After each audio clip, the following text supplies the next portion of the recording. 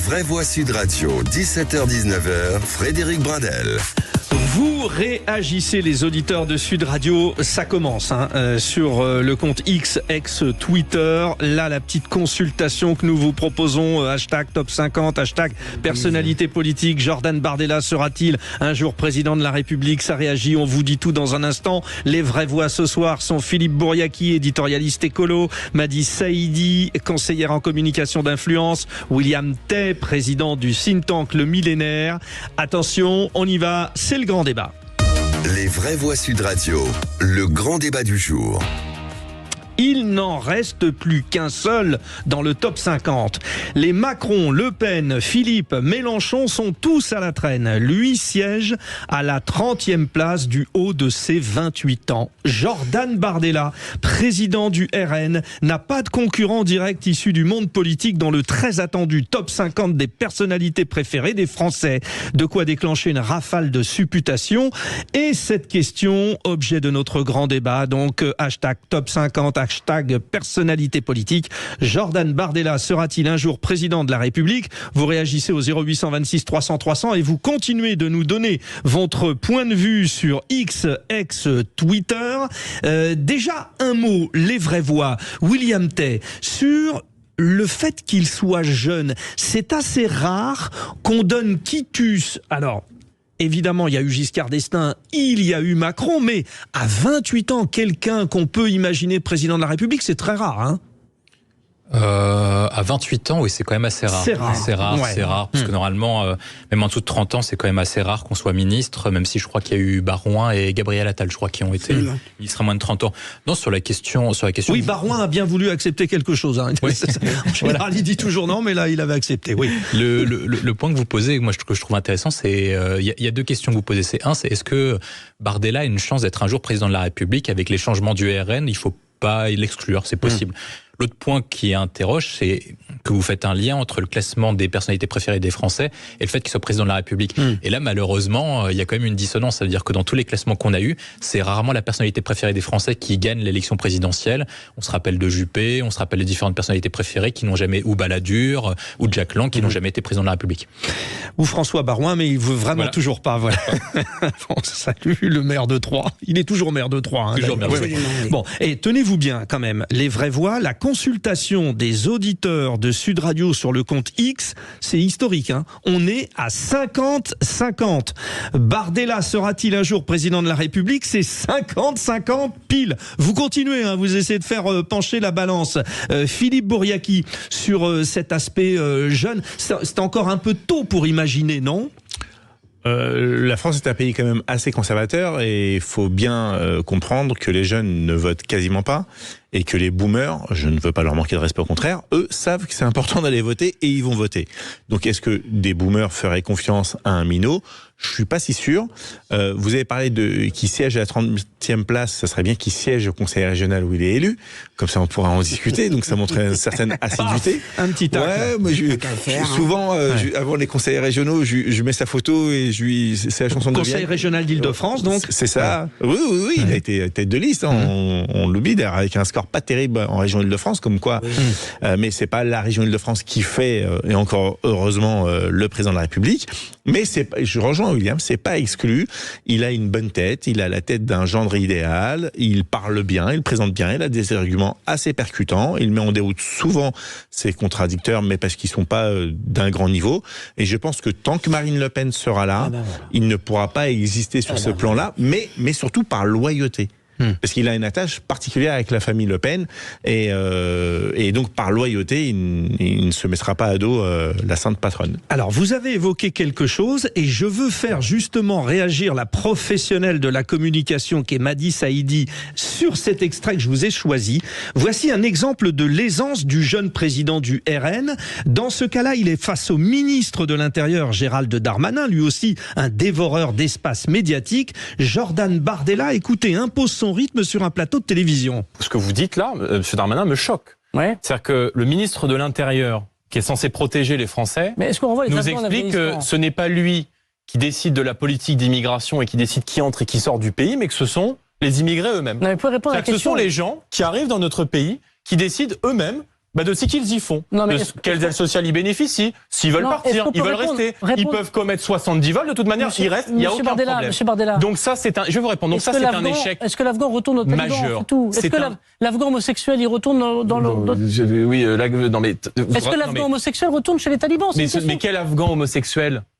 C'est vrai qu'il y a des hommes et des femmes. D'accord, mais l'Afghanistan, est-ce que l'Afghanistan est un pays en guerre? Bon, alors j'ai choisi cet extrait. Alors d'un point de vue communication, on est bien d'accord que au moment de ce débat, bien sûr, il y a des moments où Gérald Darmanin reprend le dessus. Mais là, Madi Saïdi, vous êtes professionnel de la communication, sur la manière de poser la voix, de mener le débat. Là, pardonnez-moi, mais il l'a bouffé là. Incontestablement, ouais. Jordan Bardella est un très bon communicant. D'ailleurs, on regarde son évolution, ses débuts et ce qu'il est aujourd'hui. Il a pris du média training, il s'est formé, il a tout à fait raison de le faire. Et effectivement, c'est un très bon communicant. Et là, en l'occurrence, sur cette séquence en particulier, je trouve qu'il a été particulièrement bon face au ministre de l'Intérieur qui n'a pas trouvé d'autre chose à lui rétorquer que l'homosexuel afghan, est-ce qu'il retourne chez lui. C'était pas tellement la question du débat. Ouais. Mais concernant la possibilité, la capacité de Jordan Bardella à être président de la République, écoutez, moi, je pense que ce n'est pas possible. Tant que Marine Le Pen sera en lice pour être présidente de la République, ce sera impossible. Pourquoi? Parce que Jordan Bardella, comme beaucoup de gens qui montent anciennement au FN et aujourd'hui au RN, ils doivent leur ascension politique à la famille Le Pen. Donc tant que la famille Le Pen a droit de vie et de mort sur Jordan Bardella, il ne pourra pas monter. Vous voulez dire c'est l'effet balle-trappe, c'est-à-dire on les lance et puis après, boum, quand ils sont en plein vol, on explose là. Ouais, d'accord. Et après, on n'est pas à l'abri que dans 10 ans, dans 15 ans, Marine Le Pen décide que c'est terminé et qu'effectivement, en tout cas, moi j'ai beaucoup de mal à imaginer qu'il peut être présent. Incontestablement, le RN s'est quelque part normalisé. D'ailleurs, on le voit dans ce classement des personnalités préférées. Après, il faut pas s'emballer non plus. Il n'est pas 5e, il est 30e. Il est 30e, ouais. C'est le premier politique. Non, mais vrai. Ce qui est fou, c'est qu'il n'y en a aucun autre des politiciens dans le top 50. C'est ça qui est fou. Ouais. C'est un garçon qui s'exprime plutôt bien.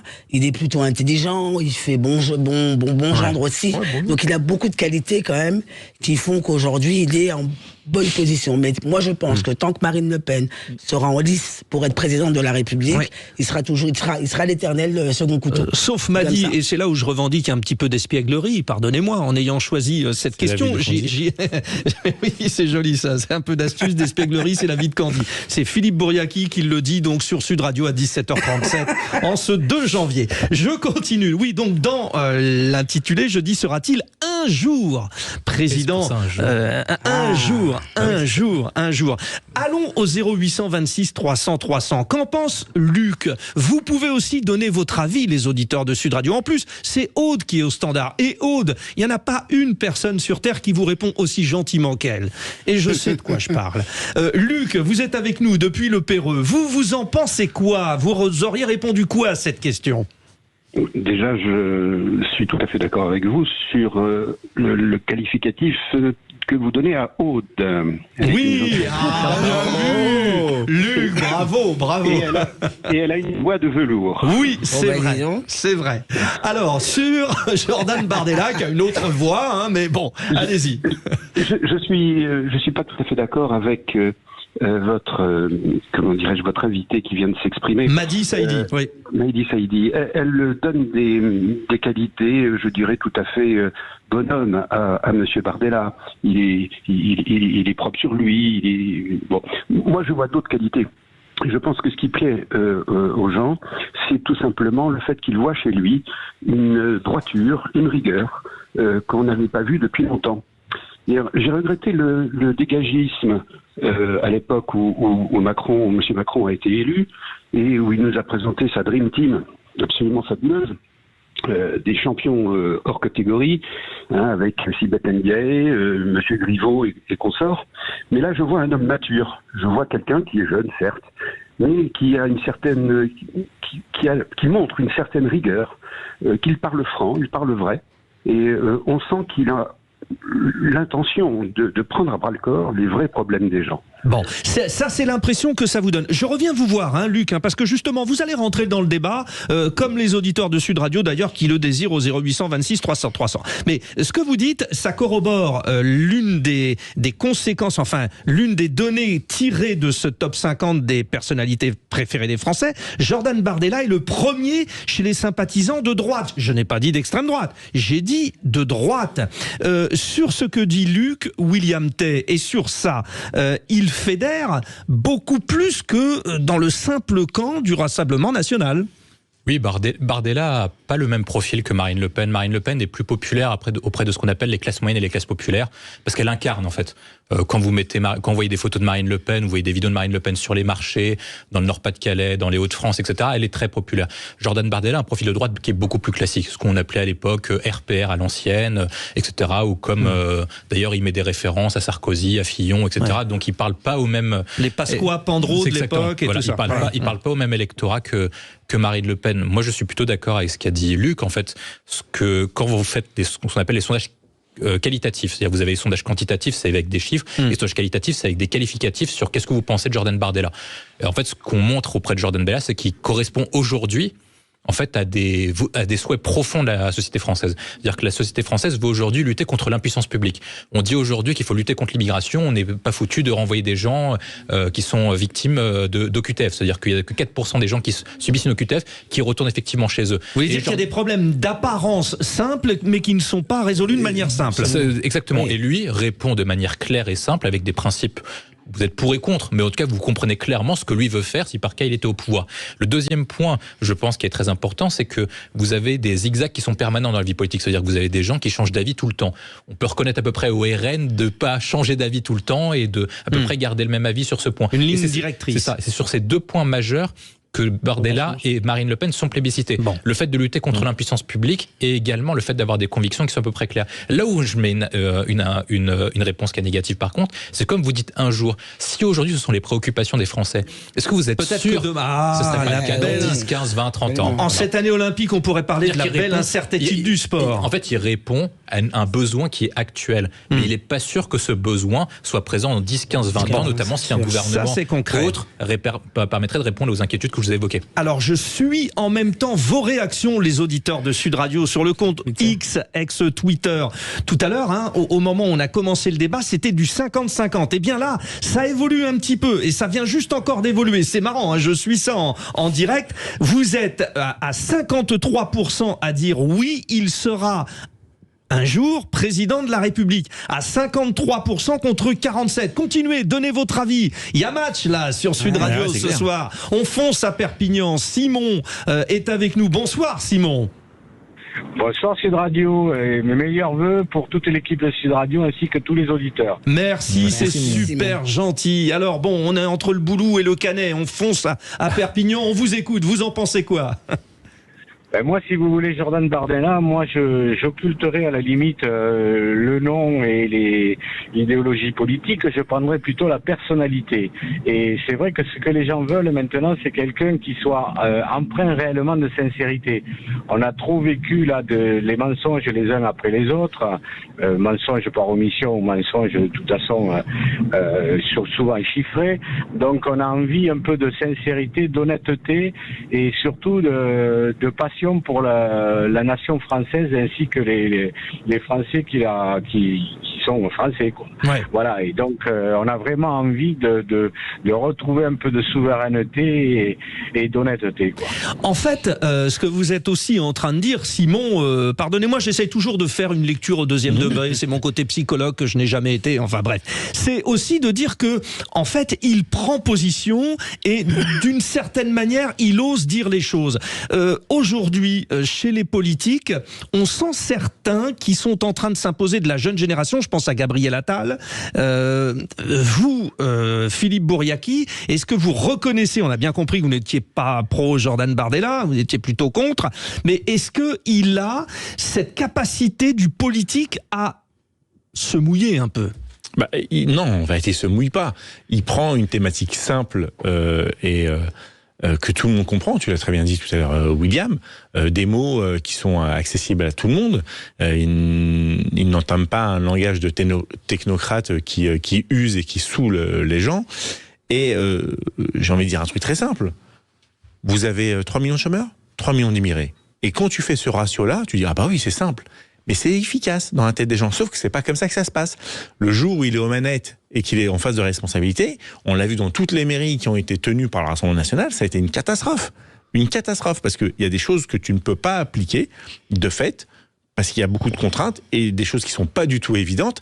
Mais quand tu es pris par un sentiment et une réalité souvent occultée, en tout cas par les forces de gauche, et ils ont pris cette thématique de l'immigration et de la sécurité à bras-le-corps, et on voit d'ailleurs les scores du Rassemblement national dans les corps de la police. Mais c'est pas pour autant qu'il faut dire qu'ils sont racistes, sauf que quand ils se sentent délaissés, qu'on s'est foutu d'eux, qu'ils sont entre le marteau et l'enclume, et que certains leur disent « nous, on vous aime », et qu'ils n'ont pas peur de dire qu'on aime la police. Avant Darmanin, Castex le disait timidement, il y en avait un, c'était Pasqua, mais personne ne disait oui, on aime nos flics, vous êtes nos anges gardiens, etc. Moi, quand j'étais à Europe Écologie Les Verts, j'étais qualifié d'extrême droite parce que je faisais mes vœux à la police nationale. Et oui, vous étiez qualifié d'extrême droite par les gens d'Europe Écologie Les Verts. Tout à fait, parce que je suis pour l'autorité, je suis pour la sécurité. Bon, ce que vous dites, Philippe Bouriaki, vous mettez finalement en avant le côté populiste, c'est-à-dire que on met en avant et surtout populaire, parce que je tiens à le dire, et c'est important. Le physique, vous savez qu'il y a 40% des gens, le jour d'une élection, ils ne savent pas pour qui ils vont voter, ils s'arrêtent devant les affiches, ils disent bon, celui-là, il a une bonne bouille, il me plaît bien. Et la bouille de Bardella, qui est des fois assez insolent, et tu vois bien quand il a présenté ses vœux, il a la chemise ouverte, il n'a pas la cravate ni quoi que ce soit, donne un côté de proximité, de petit frère, de cousin, de grand-oncle, pour les tout petits. Et donc ça plaît. Sur le contenu de son discours, je retourne au 0826 300 300 avec Luc, qui est notre auditeur fil rouge du Perreux. Luc, d'accord ou pas avec ce que dit Philippe Bouriaki sur le côté j'utilise un peu ce qu'on appelle maintenant les punchlines, c'est-à-dire les formules faites pour séduire. Est-ce qu'il est dans la facilité du dialogue politique, ou est-ce que vous avez entendu chez lui un fond de jeu quelque part ? Écoutez, non, je ne suis pas tout à fait d'accord. Je ne trouve pas que M. Bardella joue dans la facilité. Je pense qu'il joue la simplicité. Il n'est pas du genre, il semble pas être du genre à chouiner en permanence, comme certains députés à gauche, pour dire aux gens, ah là là, vous êtes malheureux, c'est pas bien, ceci, cela. Non, non. Il est direct. Certains pourraient dire qu'il est rigide. Moi, je pense pas. Il a la stature, je dirais, que devrait avoir un homme d'État. Il joue sur les peurs. On peut. Pardon, je suis vraiment désolé de vous couper, mais ce que vous dites, c'est super intéressant d'ailleurs à propos. Mais il accentue sur les peurs. Vous savez, quand on dit la fille s'est fait violer par un OQTF, s'il avait été expulsé, elle ne serait pas fait violer. C'est factuel et c'est vrai que c'est 1 plus 1 est égal 2. Mais si il n'était pas né, donc ça ne serait jamais arrivé non plus. Donc il joue aussi sur les peurs et qu'il accentue que les autres ont délaissé. Luc, répondez, oui. Luc, oui. C'est spécieux votre raisonnement. S'il n'était pas né, c'est sûr. Mais monsieur, vous passez. Il joue pas sur les peurs, il joue sur la réalité. Vous croyez que les gens ne s'aperçoivent pas qu'il y a tous les jours que le bon Dieu fait nos filles, nos femmes, nos mères, nos grands-mères qui se font violer par des gens pas sous QTF, mais que de toute façon viennent de l'autre côté. Bon, l'un des plus horribles personnages, c'est Michel Fourniret, par exemple, et il n'a rien de... Il vient pas de l'autre côté de la... Allez-y, continuez Luc. Je suis d'accord avec vous, mais encore une fois, c'est spécieux comme raisonnement. Toute civilisation assez barjo. Il joue pas sur les peurs. Les gens ne sont pas stupides. Ils voient ce qu'il se passe. Ils voient qu'ils ont de plus en plus de mal à faire les fins de mois. Ils voient tout un tas de choses. Il faut arrêter de considérer que les gens sont des benets. Et je trouve que Jordan Bardella, il amène les choses avec fermeté, avec conviction, avec des solutions simples. Voilà. Il y en a d'autres, peut-être, qui vont se faire jour. Mais c'est très intéressant. Effectivement, Luc, j'ai bien noté ce mot de simplicité du discours, ce qui ne veut pas dire facilité. Simplicité, c'est permettre d'être entendu. Justement, je vous donne la parole, Madi Saïdi. Je voulais juste vous redonner l'évolution. On reste à 52% maintenant. Tout à l'heure, c'était 53, on a eu 50. Là, 52% de ceux qui répondent sur notre compte X, ex-Twitter, Sud Radio, pensent que Jordan Bardella sera un jour président de la République. Vous avez la conclusion, Madi Saïdi, vous êtes spécialiste de communication, voilà quelqu'un en tout cas qui commence sa carrière politique avec un vrai truc, quoi. C'est incontestable, et je pense qu'il fera carrière politique. Quand on regarde même les rangs du RN aujourd'hui, il est très très loin devant, c'est incontestable. Et comme on le disait tout à l'heure, se faire élire, et d'ailleurs Macron a été l'exemple, c'est aussi un instant T. Aujourd'hui, peut-être que s'il était candidat aujourd'hui, en tout cas pour 2027, peut-être qu'il pourrait accéder à quelque chose. Sauf que 2027, a priori, c'est pas son tour. C'est le tour de Marine Le Pen. Oui. Voilà. Mais ça, c'est un autre débat d'ailleurs. Est-ce une bonne chose pour Marine Le Pen que Jordan Bardella ait ses résultats? Mais ça, l'avenir nous dira. La politique, c'est aussi une question de circonstances. Être à un instant T, au bon moment, pour parler en français. Donc, je suis pas sûr que... Merci en tout cas à vous tous d'avoir répondu au 0826 300 300 sur le compte X. On reste à 52-48, mais ça continue. On se fait plaisir. On voit un petit peu ce que vous en pensez. Alors, je disais, on se fait plaisir. Bien justement, on va se faire plaisir puisque voici le grand quiz blind test de ces vacances. Quel est le chanteur? Bon, je vous ai à chaque fois trouvé un petit thème de circonstances. On va parler de nos vœux de l'année 2024 à travers ces chansons. Allez, on se retrouve.